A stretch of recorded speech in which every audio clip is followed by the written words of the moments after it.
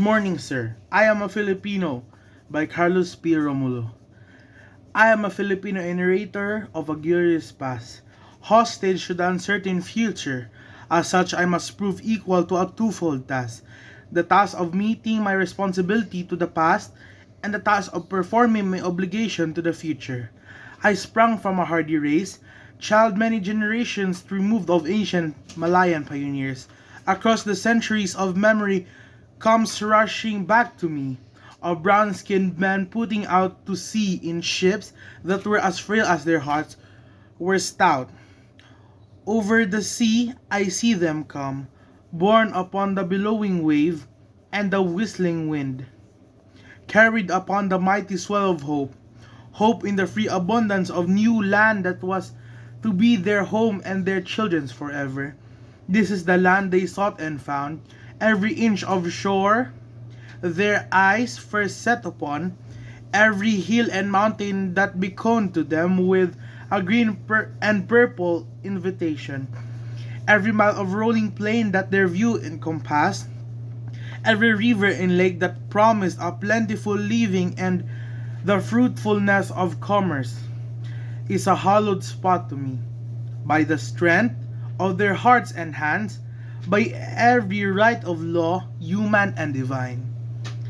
This land and all the appurtenances thereof, the black and fertile soil, the seas and lakes and rivers teeming with fish, the forests with their inexhaustible wealth in wildlife and timber, the mountains with their bowels swollen and minerals, the whole of this rich and happy land has been for centuries without number. The land of my fathers, this land I received in trust from them, and in trust will pass it to my children, and so on until the world is no more. I am a Filipino. In my blood runs the immortal seed of heroes, seed that flowered down the centuries of deeds of courage and defiance. In my veins yet pulses the same hot blood that sent Lapu-Lapu to battle against the first invader of this land. That nerve Lacandula in the combat against the alien foes, that drove Diego Silang and Daguhoy into rebellion against the foreign oppressor. That seed is immortal. It is the self-same seed that flowered in the heart of Jose Rizal that morning in Bagumbayan, when a volley of shots put an end to all that was mortal of him and made his spirit deathless forever. The same that flowered in the heart of Bonifacio in Balintawak, of Gregorio del Pilar at Tiradpas, of Antonio Luna at Kalumpit, that bloomed in flowers of frustration in the sad heart of Emilio Aguinaldo at Palanan, and yet burst forth royally again in the proud heart of Manuel L. Quezon, when he stood at last on the threshold of ancient Malacanang Palace, in the symbolic act of possession and racial vindication. The seed I bear within me is an immortal seed. It is the mark of my manhood, the symbol of dignity as a human being, like the seed that were once buried in a tomb of Tutankhamen many thousand years ago. It shall grow and flower and bear fruit again.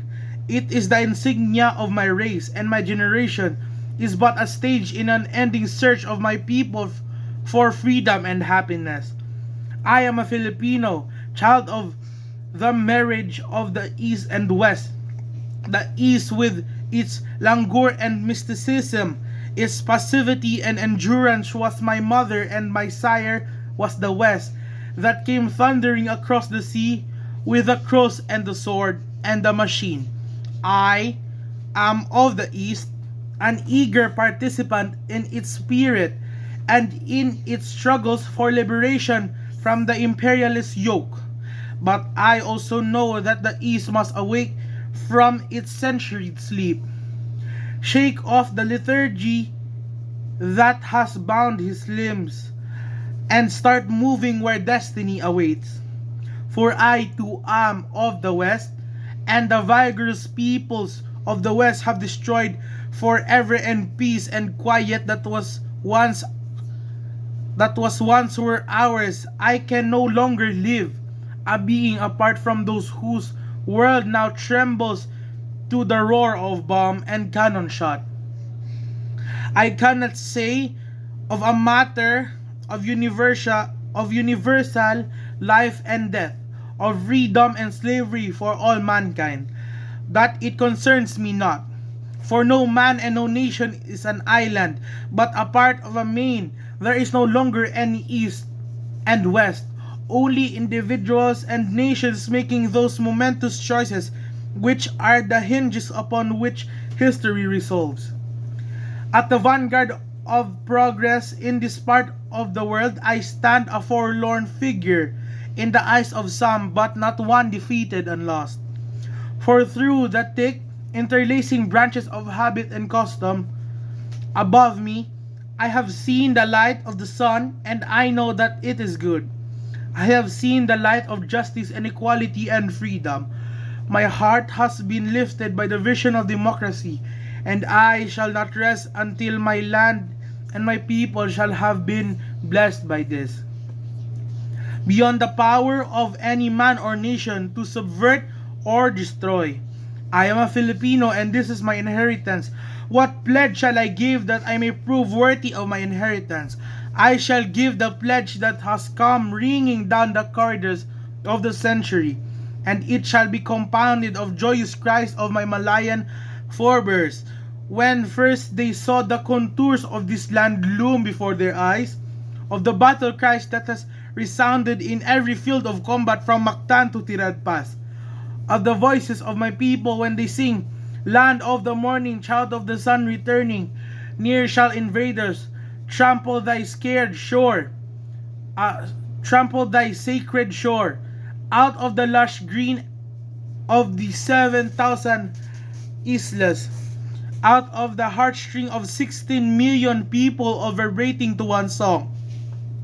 I shall weave the mighty fabric of my pledge out of the song of farmers at sunrise when they go to labor in fields, out of the sweat of the hard-beaten pioneers in Malig and Coronadal, out of the silent endurance of stevedores at the piers and the ominous grumbling of peasants in Pampanga, out of the first cries of babies newly born and the lullabies that mothers sing, out of the crashing of gears and the whine of turbines in the factories, out of the crunch of plowshares upturning the earth, out of the limitless patience of teachers and in the classrooms and the doctors in the clinics, out of the tramp of soldiers marching, I shall make the pattern of my pledge. I am a Filipino born to freedom, and I shall not rest until freedom shall have been added unto my inheritance for myself and my children and my children's children forever. Thank you.